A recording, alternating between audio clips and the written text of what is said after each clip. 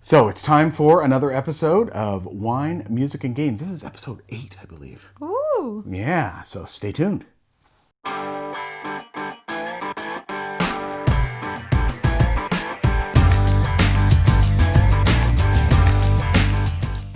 how you doing, Honey Bunch? Good. How you doing? I'm doing great. I mean, we are recording this before I head back to school on Monday. But, you know, new semester, new things to look up forward to. And we've had 2 weeks off, so that has been beautiful very, time. very nice. Yeah. Exactly. Hope everybody got through 2020 and is looking forward to 2021 like we are. And so maybe you want to do that with a little wine, music, and games. Before we talk about that, though, remember, subscribe down below, hit the bell, and we look forward to having you along for the ride every single week. Okay, so, Shell, you're starting out with some wine. This is a wine that we have already drank that we like very much. First, we played it with a game, right? Yes, exactly. And this is from Metate Hill Vineyards. It's the grape is called Graciano. It's a Spanish grape varietal. Yes. This is from California, though. This is from the Sierra foothills. So we very much love this wine. We think it's quite yummy. It's a big wine. Yes, definitely a big wine. So one of the things that I think is good, we talked about Metate before when we talked about a late harvest Garnacha. This is a big red. Shelley is the wine, nose, and taste person. How would you describe this one, hon? Are you kidding? Yeah, come on, you can do this. It's quite big. Yeah. A little fruity, but not overly fruity. Yeah, we don't like over fruit or, over tannins. Yeah. One of the things that I think that was interesting that we both noticed about this one when we first poured it, and can be the case especially with red wine, is that you get the red and the tannins are really strong. Really strong. Even though this is a 10-year-old bottle of wine. 2010. Yeah, exactly. Yeah. We decanted this a couple of times.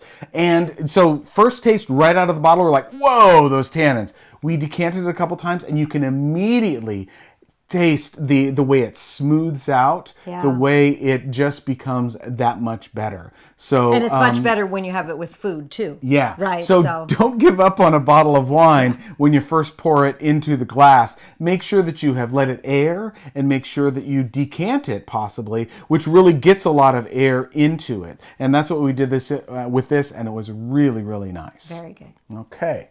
For the music portion, I brought this out because there's also a documentary that's going on. And, so a lot of people deride things like the late 70s disco and stuff, but the Bee Gees are pretty awesome, actually. We love them. All right. Spirits Having Flown is the album that was out when that whole disco sucks thing happened at the White Sox game. That's sad. And it's really sad. But the Bee Gees documentary that's on HBO Max right now, it's amazing. It is amazing. It's fantastic. You get to hear the music, of course, which is great. Exactly. But you get to hear more about the story and their lives, and it's really good. Hey, one of the things that I like and why we're pulling out vinyl more often is that in this world of playing, just single things, you could do that with the Bee Gees. Their hits are, decades and decades of them. So many. But it's nice to put on an album and hear those things that you probably haven't heard before. And so that's what's really nice. The vinyl kind of forces you, because you're listening to a whole side before it's over,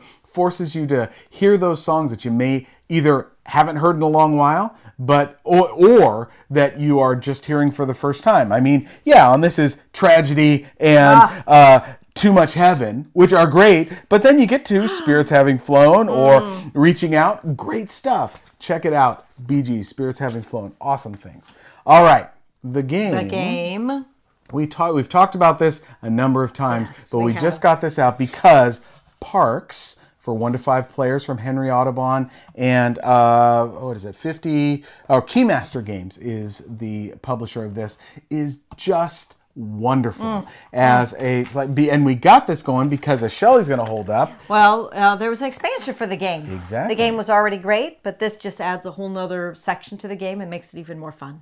Adds new parks. You get these parks cards, which are beautifully illustrated artwork from all of the national parks. And you got your little hiker. Shelley always plays pink. Of course, everybody's got the hiker. And then you've got bits and pieces. All the little animals are completely different. So good. A buffalo, wildcats, little beaver, rodents, I don't know, yeah. little bunnies, all kinds Exactly. of cute things. And then you set up this hiking trail with these pieces, which gets a section longer for each of the 4 seasons that you play. And you're collecting resources. And then, as you can see on the bottom of the cards, you're spending those resources to visit the parks.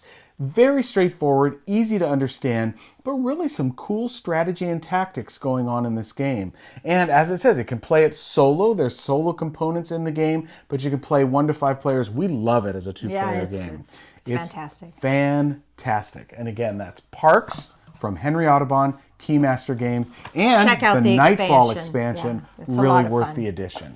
So that's what we've got for this week. We've got the Metate Red, the Graciano. Yep. We've got a little bit of throwback to the Bee Gees and Parks. Whoop.